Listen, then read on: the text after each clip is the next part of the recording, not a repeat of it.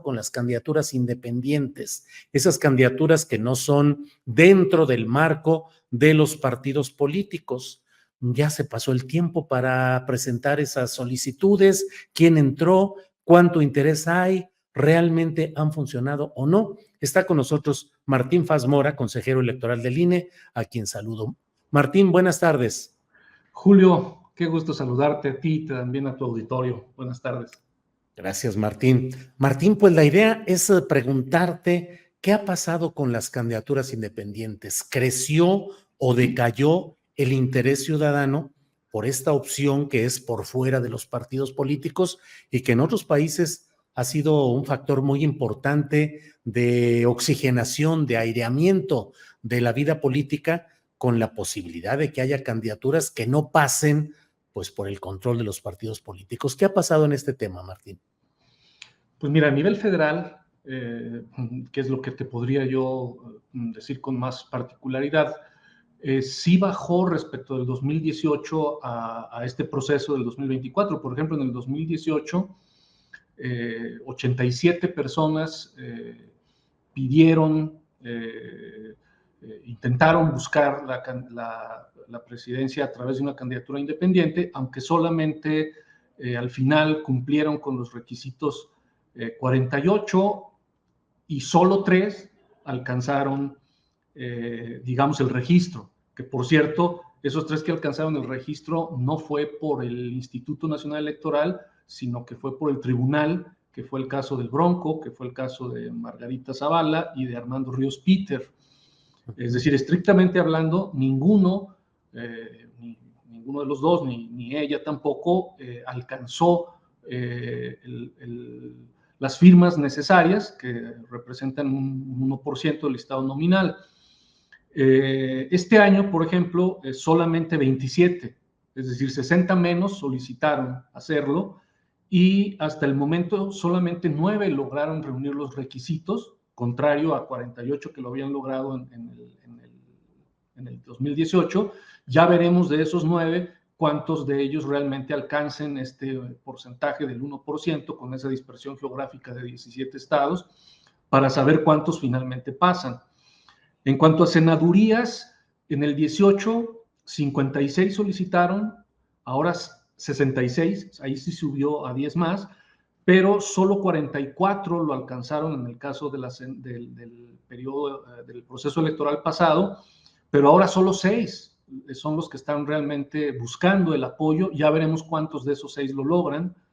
Y para diputaciones, en el proceso anterior, 187 solicitaron, 139 sí reunieron los requisitos, pero solo 64 lograron alcanzar el porcentaje requerido. Y en esta ocasión, solo 68, es decir, 120 menos que la vez pasada, y ahora solo 45 son los que están ahorita buscando el apoyo ciudadano. Ya veremos cuántos de esos 45 lo alcanzan. Entonces, si bien en senadurías hubo un poquito más en esta ocasión, notoriamente en el caso de la presidencia y de las diputaciones hubo una baja de aspirantes. Ello sin considerar que, bueno, la única candidatura independiente que a nivel federal ha ganado de todas estas es la de Manuel Cloutier en Sinaloa. Es la única que ha digamos, si lo vemos ya desde la perspectiva de cuánto éxito tuvieron.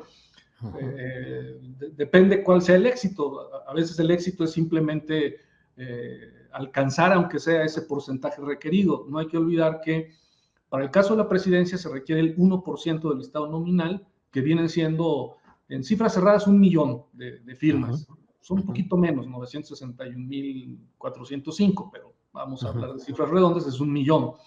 Para el caso de las senadurías, es un 2% lo que se requiere del listado nominal de tu estado, y al menos la mitad de los distritos que forman parte de esa senaduría, que tendría que tener al menos un 1%. Eso sí varía mucho de estado en estado, porque los listados nominales son muy diferentes, ¿no? No es lo mismo el Estado de México que Colima, ¿no? Hay una gran diferencia. Y en el caso, pero en promedio, vamos a decir que el promedio estricto son como 60,000 votos, aunque, por ejemplo, el Estado de México requiere 253,981.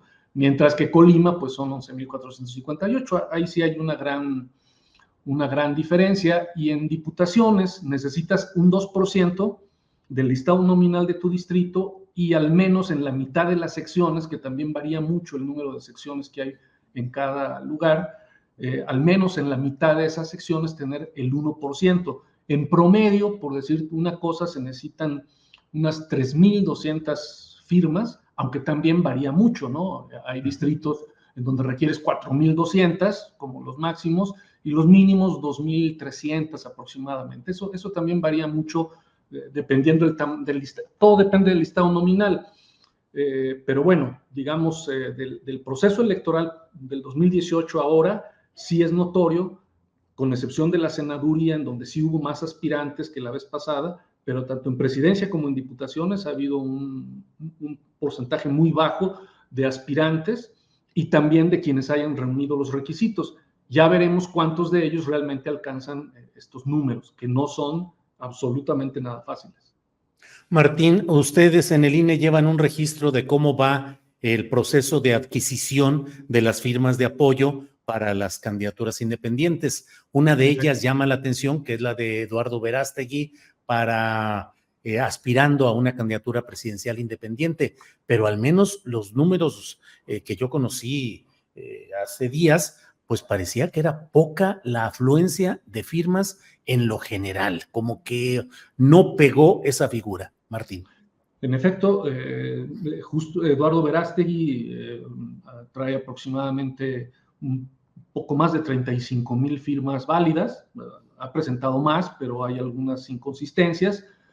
Son pocas, si quieres, las inconsistencias, pero trae así como firmas válidas de personas que están en el estado nominal, un poco más de 35,000. Después estaría Ulises Ruiz, que trae por ahí alrededor de 21,000, sin embargo ahí trae como unos 15,000 inconsistencias. Exceptuando a ellos dos, de estos 9, el resto pues la verdad traen cifras muy pequeñas, ¿no? Hay quien trae hasta ceros, ¿no? Una persona trae ceros, otros llegan muy apenas a la centena y varios ni siquiera 2 dígitos. Y en senadurías ocurre un poco algo similar, ¿no? En senadurías, pues hay quizás una excepción, digamos, Carlos Alberto Manso Rodríguez, que tiene unas 20,000 aproximadamente, el resto de los 5 restantes, porque son 6, como te digo, quienes están ahorita en ese proceso, pues traen cifras inferiores a 200, ¿no? Y lo mismo ocurre en el caso de las diputaciones. Quien más trae son unos 2,540 aproximadamente, unas 2,540, pero con algunas inconsistencias, pero por ahí anda. Y el resto también andan de esos 45 que están buscando, hay si acaso unos 6 que sobrepasan las 1,000 firmas. Varía, te digo, según por qué distrito contiendan, cuál número necesitan, ¿no? Pero sí, en términos generales, la captación de apoyos son muy bajos en términos generales. Martín, sé que ustedes aplican lo que el Poder Legislativo define en cuanto a reglamentación, procedimientos, es decir, no es decisión del INE el establecer las reglas para este tipo de candidaturas independientes, pero te pregunto tu opinión como conocedor de la vida política nacional y de los procesos electorales. ¿Qué sucede? ¿Por qué no hay, habiendo tanto revuelo interno en los partidos políticos, por qué no avanzará la idea de las candidaturas independientes como ha sucedido en otros lugares? Simplemente recuerdo el caso de Chile, donde hubo hace pocos años una gran cantidad de candidaturas independientes que llegaron incluso a una asamblea constituyente. ¿Por qué no y qué se debería de hacer, Martín, para impulsar esas candidaturas independientes? Mira, creo que tiene que ver con la cultura cívica y política del país. No hay que olvidar que en términos generales, el informe país que realizamos en el 2020, continuidad de un informe previo del 2014, pues nos habla de una ciudadanía de baja intensidad en nuestro país, y creo yo que la figura de las candidaturas independientes no ha calado en la cultura política de la ciudadanía en general. En los estados puede variar, en algunos municipios pequeños donde quizás el número de firmas sea pues mucho menor. Por lo general cada estado establece también algún criterio. Yo creo que hay un arraigo en la cultura política mexicana respecto de los partidos políticos, y que las candidaturas independientes no han, pues no, digamos, no han calado en el ánimo de la ciudadanía. No hay que olvidar que incluso algunas de las candidaturas independientes que más éxito han tenido en términos de que, ya sea de que al menos alcanzaron las firmas necesarias para aparecer en la boleta, no necesariamente ganar, pero aún la única que ha ganado, por ejemplo, a nivel federal, que es la de Manuel Cloutier, todos eran personas que, la inmensa mayoría, que habían tenido una vida partidista previa. Es el caso del Bronco, es el caso de Margarita Zavala o de Hernando Ríos Peter, el propio caso de Manuel Cloutier, y que tenían pues ciertas bases organizativas que creo que el conjunto de la ciudadanía no tiene, y que quizás exceptuando, te digo, algunos municipios en donde se requieran quizás unas 100, 200 firmas, porque los hay en el país, pues no requieras de una base organizativa que realmente solo los partidos políticos te otorgan. Y por lo tanto también creo que las únicas candidaturas independientes que han tenido relativo éxito, ya si no en ganar, sí al menos en obtener el número de firmas requeridas para aparecer en la boleta, que eso ya podría considerarse un éxito, se requiere de una estructura organizativa de la que carece la ciudadanía en su conjunto, y también, me atrevería a decirlo en estos momentos, la sociedad civil, que creo que manifiestamente hay una debilidad de la sociedad civil en su conjunto. Yo atribuiría a esos dos elementos, una falta de arraigo de esta figura en la cultura cívica del país, y un profundo arraigo de los partidos políticos, a pesar pues de quejas o de cosas que hay también en relación a los partidos políticos, o incluso hasta del bajo nivel de confianza que los partidos políticos tienen en todas las encuestas de confianza ciudadana, pero sí hay un arraigo en la cultura política de que es a través de los partidos políticos que se llega a ocupar cargos públicos. Y por otro lado, creo yo también que habría esta debilidad organizativa ciudadana, tanto a título individual como a nivel de sociedad civil, cualquier cosa que se entienda por sociedad civil, por supuesto. Claro. Martín, te agradezco mucho el que hayas estado atento para poder platicar de este tema, pero ahora sí que la necesidad de información periodística me lleva también a preguntarte, aunque sea de pasadita, ¿cómo va lo de, estás solicitando junto con 5 consejeros más, son 6, que haya una nueva sesión en el INE para tocar este tema de la paridad preferente para mujeres en las gubernaturas? Ya les contestaron, va a ver cómo puede desahogarse ese tema.